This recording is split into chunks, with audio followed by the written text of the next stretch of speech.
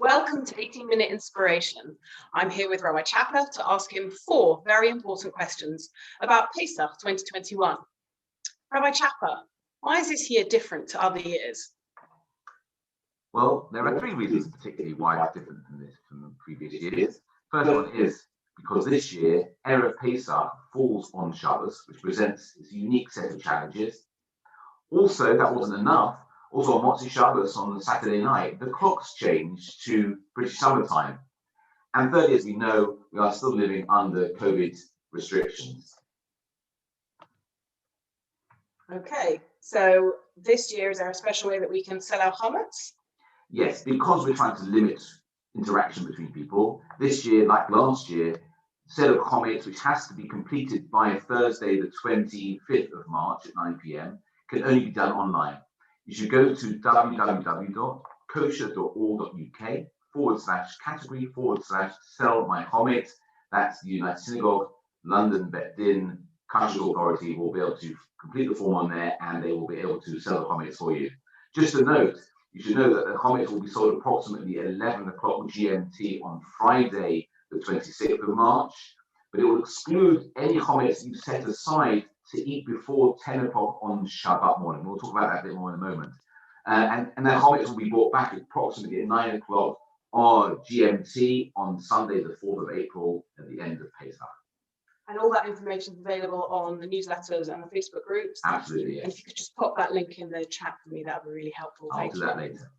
Rabbi Chapper, as Erev Pesach is on Shabbat this year, when is the fast of the firstborn? When is B'dikas Chametz? And when is Biur Chametz? Rebbetzin Eva, that's a great question. So firstly, Tanat B'Chol, the fast of the firstborn, normally on Erev Pesach, but again, because Erev Pesach this year is Shabbos, we don't fast on Shabbos. We also don't fast on a Friday. We don't like to go into Shabbos fasting. So the fast this year will be on Thursday, the 25th of March, but there's going to be a siyum, a completion of a learning of some Gemara, and that allows those who should be fasting not to need to fast. And that will take place at shul in the morning on Thursday morning, but there will also be a live stream. And anyone who's watching the live stream will be considered as if they've joined it, and therefore they do not need to fast. I should also point out that if anybody's unwell in whatever way, they also shouldn't fast at all. Now, B'dikas Chametz, the search for chametz, again, normally done on Erev Pesach, the night before Pesach. This year, again, is brought forward and done on Thursday, the 25th of March, as soon as it gets dark, around about 7:10 in the evening. As soon as it gets dark, we should perform B'dikas Chametz, the search for chametz. Now, before we begin the search, we have to make the bracha al biur chametz, and the search must be done by candlelight or with a torch. After the search is completed, we make the declaration of Kol Chamirah to nullify any chametz that we haven't found. Now, again, unusually compared to previous years, this year, obviously, we know that we're going to be keeping some chametz over to use for our Shabbos meals before 10 o'clock on Shabbos. So that should be put away together with any chametz we find during the search in the same place, so it shouldn't get lost again, so that you have to do another search. On Friday morning, we do biur chametz. We dispose of the chametz again because we can't do it on Erev Pesach because that's Shabbos. So any chametz that was found during the search or any other chametz that was left over has to be burnt on Friday morning by 11:04 a.m. And after that search, again, unusually this time we don't make the declaration of Kol Chamirah because we will be retaining some chametz for use on Shabbos. We will make the Kol Chamirah on Shabbos morning after the time that we're no longer using our chametz. I think that's answered all of those questions, which were really just one question, because our fourth question is, do we have to be ready for Pesach by Shabbat? Well, that's an interesting, excellent question. The truth is, yes, definitely. This year, as we said, because Erev Pesach falls on Shabbos, we have to be ready for Pesach by Shabbos. Now, that has a benefit in that, normally in normal years, we're rushing around trying to get ready for Pesach, and by the time Sunday night comes, I don't know about you, but I'm exhausted. No, not at all. I'm sure not.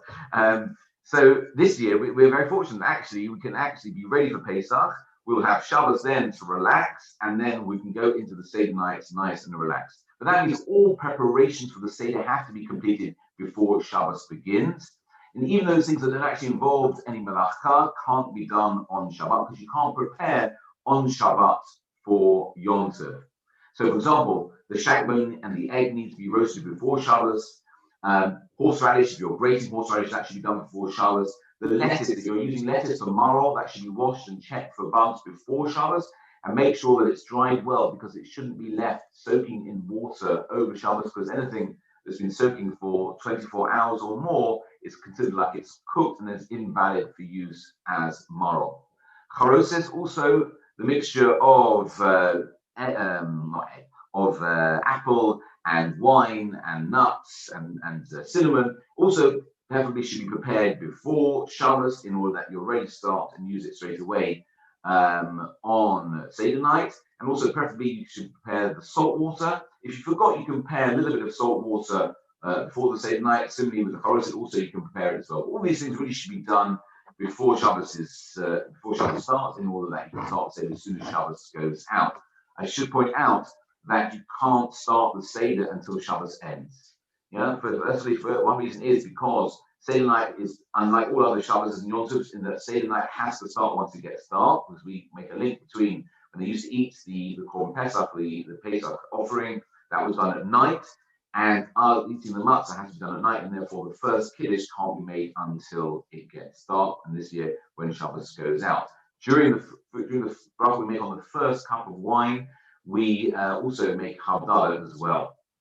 Now, preparations for Seder have been made, but as I said, because Shabbos we have to have 3 meals, 2 of them will have to include some bread. So keep only enough bread, for example, challahs or pita, for making hamotzi on Friday night and on Shabbos day. All other food for Shabbos meals has to be kosher for Pesach, cooked using your Pesach pots and pans, and eaten using your Pesach crockery and cutlery, or probably a good idea is to use disposables. Now, you should take real care when you're eating your challah, your pita, when you make hamotzi, to keep any crumbs away from any piece of the kalim that you're using. Sometimes you'll eat it over a bag or eat it over disposables to make sure that none of those crumbs are left over on Pesach.